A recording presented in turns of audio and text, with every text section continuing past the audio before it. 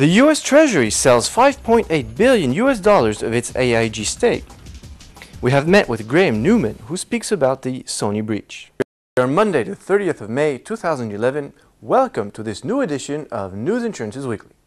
The US government has announced the selling of $5.8 billion worth of AIG shares, or 200 million shares, which is 15% of the ownership. This is the US government's first move to exit its position in AIG since the bailout. Again, AIG was once the world's largest insurance company and has received $180 billion from the US government, which, according to experts, should completely exit its position from AIG near the end of 2012.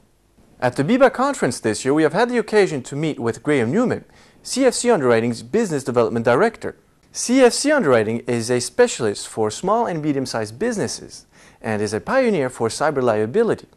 Graeme Newman will share with us some information on the Sony incident. Let's listen to Graeme Newman.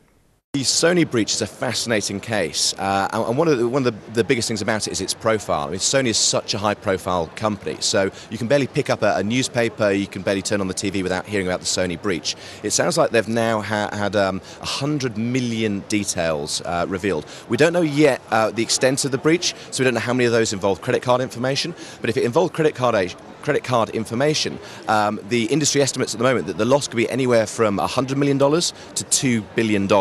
So we're going to wait to see how that builds up. Interestingly, the Sony PlayStation network looks like it's going to be down for 6 weeks, and that's a huge operation. They've got lots and lots of content suppliers, lots of games developers who supply through the Sony PlayStation network who are losing millions and millions of pounds every single day.